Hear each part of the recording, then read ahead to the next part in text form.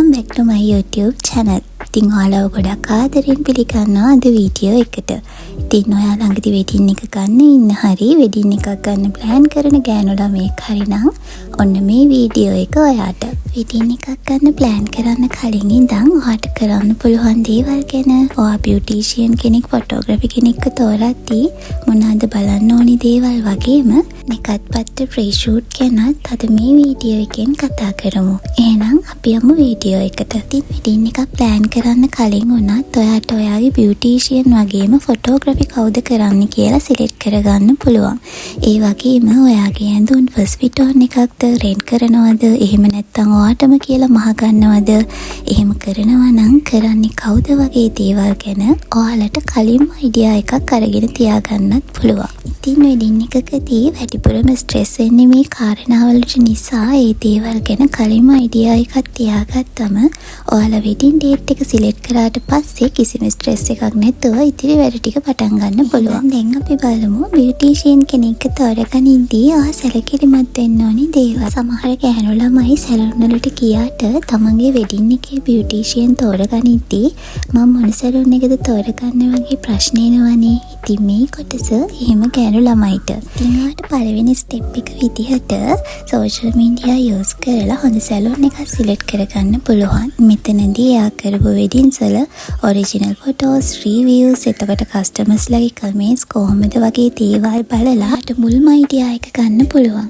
ඉතින් bad reviews තියෙනවා නම් ඔයා ඒ ගැන සැලකිලිමත් වෙන්න ඕනි. ඉතින් එහෙම select කරපු සැලුන් එකකට ඔයාට පුළුවන් ටිකක් ගිහින් ඔයාගේ budget එකට ගැලපෙනවද, ඔයාගේ තවස අනුව මේ දේවල් වෙන්නේ කොහොමද වගේ දේවල් කතා කරලා idea එකක් ගන්න. ඉතින් මීට කලින් ඔයා ඒ සැලුන් එකෙන් කිසිම විදිහක dressing එකක් කරලා නැත්නම් මම recommend කරන්නේ නම් අනිවාර්යෙන් normal dressing එකකට හරි ගිහින් බලන්න. එතකොට ඔයාට පොඩි idea එකක් ගන්න පුළුවන්. ඔයාගේ color එකට match වෙන්න makeup එක වෙනවද, එයත් එක්ක කතා බහ කරලා මේ වැඩේ කරගන්න පුළුවන්ද වගේ දේවල්. සමහර සැලොන් වල බ්‍රයිඩ්ගේ අදහස් වලට තැනක් දෙන්නේ නැති අවස්ථා තියෙනවා. බ්‍රයිඩ් කෙනෙක්ගේ හිතේ තියෙන කැමැත්ත එයාට ගැළපෙන විදියට use කරලා beautician ගේ අත්දැකීම් එක්ක ඒ හීනේ තවත් ලස්සන කරන එක තමයි අපි select කරන සැලොන් එකකින් වෙන්න ඕනේ. wedding day එකේ වැදගත්ම දේ තමයි ඔයා ලස්සනට වගේම සතුටින් නිදහසේ ඉන්න එක. ඉතින් beautician කෙනෙක් තෝරද්දී ඔයා ගොඩක්ම සැලකිලිමත් වෙන්න ඕනි ඒ නිසා. හරි. එහෙනම් අපි යමු photography කෙනෙක් select කරන්න. ඉතින් photography select කරද්දී උනත් ඔයාට social media use කරන්න පුළුවන්. ඉතින් ඔයා එහෙම select කරනවා නම් ඒ photography meet වෙලා ඔයාගේ දවස ගැන වගේම photos angle ගැන ඔයාට idea එකක් තියෙනවා නම් ඒ කෙනියත් එක්ක කතා බහ කරලා ඔයා ආස විදියට කරන්න එයාගේ support එක තියෙනවද බලන එකත් වැදගත්. photography team එකක් තෝරගන්නකොට photos ලස්සනද කියලා වගේම wedding day එකක moments handle කරන විදිහ බලන එකත් ගොඩක් වැදගත්. photography කෙනෙක් කියන්නේ poses විතරක්ම ගන්න කෙනෙක් නන් නෙමෙයි. couple එකේ emotions, family moments, ලස්සන දවසේ හම්බ ලෙස සිදුවෙන සිදුවීම් capture කරන කෙනෙක්. ඒ නිසා photography ගේ work, editing style, color සහ wedding stories capture කරන විදිහ හොඳට බලන්න. ඒ වගේම couple එකට relax feeling එකක් දෙන්න පුළුවන් friendly team එකක්ද කියන එකත් වැදගත්. ඒ වගේම තමයි මේ ලස්සනට capture කරන දේවල් හරි පරිස්සමින් customer ට නැවත බාර දෙනවද කියන එක බලන එක ගොඩක් වැදගත්. මොකද wedding එක ඉවර වෙලා අවුරුදු ගාණක් යනකම් album එක තියා ෆොටෝ එකක්වත් නොලැබිච්ච couple අද සමාජයේ ඕන තරම් ඉන්නවා කියලාත් අමතක කරන්න එපා. ඉතින් දැන් අපි බලමු pre-shoot එක ගැන. ඉතින් ගොඩක් අය අහනවනේ pre-shoot එක කරන්න ඕනේද, ඒක කරේ නැති වුණාට ප්‍රශ්නයක් නැද්ද වගේ දේවල්. pre-shoot එක කරන එක අනිවාර්ය නෑ. ඒක couple එකගේ කැමැත්ත මත සිදුවෙන දෙයක්.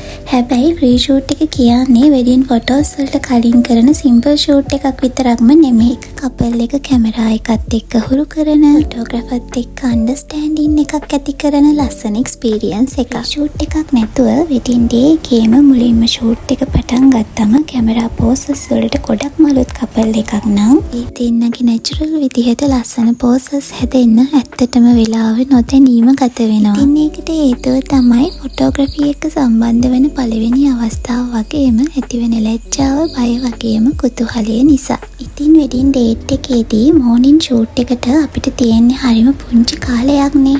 ඉතින් මේ කාලෙදී couple එකේ natural moments එන වෙලාවට wedding shoot එකේ valuable time එක ඉවර වෙනවා.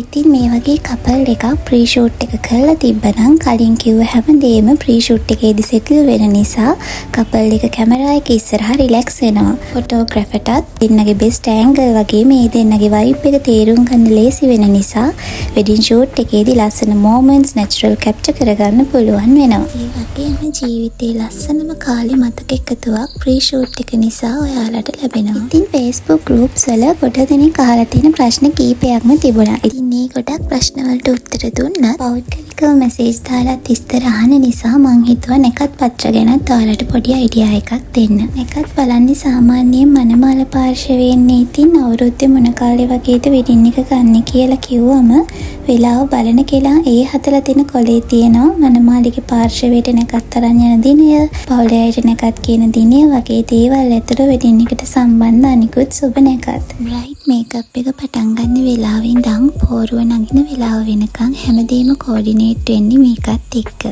ඉතින් ඔයාලට අවශ්‍ය කරන හැම වෙලාවකම නැකත් පත්‍රයක සඳහන් වෙන නිසා වෙඩින් ඩේ එකේ ෂෙඩියුල් එක පහසුවෙන්ම ප්ලෑන් කරගන්න පුළුවන්. ඉතින් මං හිතනවා මේ හැම කරුණක්ම වෙඩින් එකක් ගන්න ඉන්න ඔයාට වැදගත් වෙයි කියලා. ඉතින් සෝෂල් මීඩියා වල වෙඩින් එකේ අමිහිරි මතක එකතු කරන පිරිස අතරට ඔයාව එක් නොවේවා කියලා මම ප්‍රාර්ථනා කරනවා. එහෙනම් අර වීඩියෝ එකකින් හම්බ වෙනකන් ගිහින් එන්න. බයි බයි.